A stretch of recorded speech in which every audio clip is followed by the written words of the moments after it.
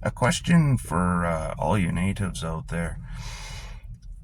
Um, if you voted for the federal Liberals, Trudeau's Liberals, in the past, and are planning on voting for the same bunch of losers again under the Carney, why?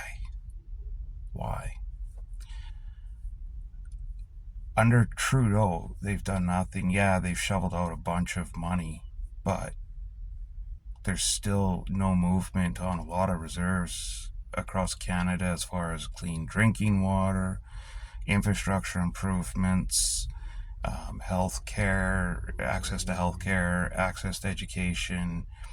None of it's improved. In fact, a lot of it's gotten worse in many areas. So, yeah, he shoveled out lots of dollars and shed lots of tears and knelt with little teddy bears and has taken lots of nice photo ops, Trudeau Jr. has, but it hasn't amounted to anything worthwhile to the people that need it. So I thought I'd share a story that I listened to a lady this afternoon, and she was telling a story about her late husband. So she's a white person, your typical white European descendant, and the father of her children. I said husband. They weren't actually married, but they have four children together, and he is a status Indian. I don't know which band, but he's a status Indian, and the first three of her children were all able to get their status as well. Um, but the fourth child, unfortunately, the father of her children passed away a few years ago, and her youngest child is 4. And he passed away before they were able to get all the paperwork done so that the youngest child would be able to get status. And so she's been fighting with the Ministry of Indian Affairs Canada for the last 3+ years, trying to get her youngest child the status that he rightly deserves, seeing as though his father was a native with status. Despite presenting them with death certificate, notice from the band, from to which he belonged, the father of the children, um, it doesn't matter. None of this mattered. They just look at it and they say it doesn't matter. He has to sign the form. That's right. To clarify, a person who passed away years ago still is required to physically sign a form attesting that, yes, he is in fact a status Indian and that the child is his, as proven by, paternity test and everything. So she's presented all of this information. Yes, he's my child. Yes, that was the father. Yes, the father was a status Indian. And yes, the other 3 children, whose father is the same, are also all status. No, he's no longer alive and therefore cannot sign for the paperwork. And they're not budging on it because that's the rules. Those are the rules. And there's nobody there with a brain in their head that can sit down and go, well, you know what? This was obviously an oversight when the legislation was drafted, so we'll make an exception. 3+ years later, how much money has been spent? How much aggravating stress that is completely unnecessary on this poor mother, trying to manage 4 children now by herself, and then on top of that having to fight with the government with their youngest child wondering why he's different from his three older siblings. Why is it fair? We all have the same daddy, mommy. Why am I different? Why is this a problem? Do like the bureaucrats think that adding one more person to the list of status Indians is going to bankrupt the government or something? It's just ridiculous.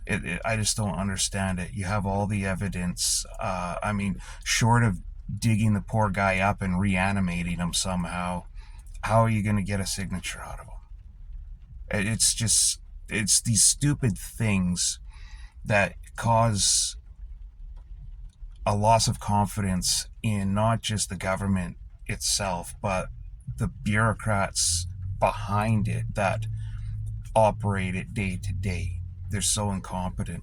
I've held one of my like foundational philosophies in life that I've held pretty much forever is that the only thing that holds anybody back from doing anything is the will or lack thereof to do it.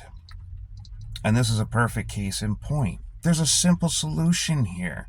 They have all the evidence in the world that they need, the bureaucrats, to process this application.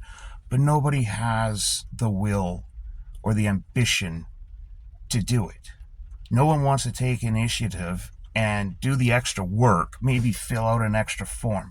Maybe they have to create an exception to the rule.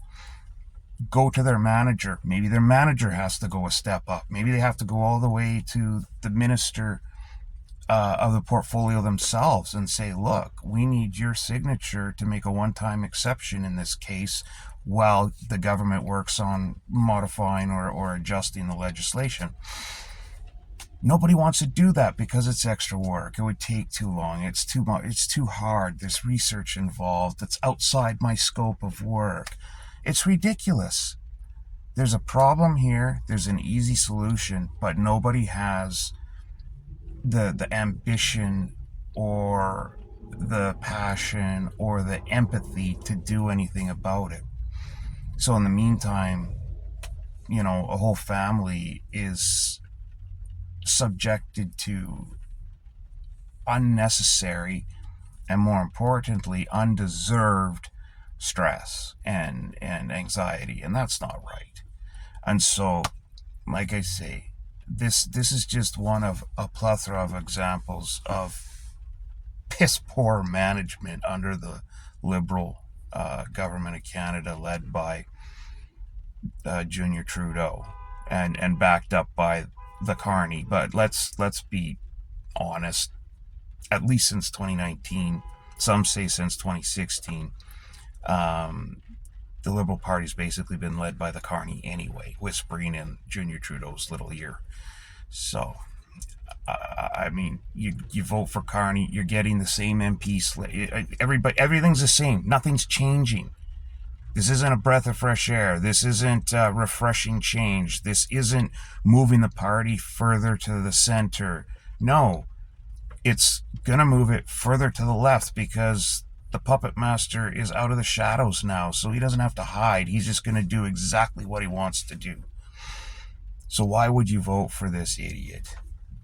I don't know. That's just... It's a heartbreaking story to me. I think I know a lot of people have their opinions of whether or not natives should still be supported by the government, i.e. the taxpayer, whether or not people like that are born should receive status anymore with all the perks and benefits that come with it if you if you live on the reserve or whatever, or if you happen to come from a rich band, a well-off band, this, that, and the other. And that's fine. Have your opinions. Everyone has them. I have my own, but it's irrelevant in this case. You got a small child here, wondering why he's been singled out and why he's different from his siblings, trying to figure out why he doesn't have a daddy when all the kids around him do. It's just, there's so many things here that this child doesn't need to deal with that he's been forced to deal with. Same with the mom, same with his siblings.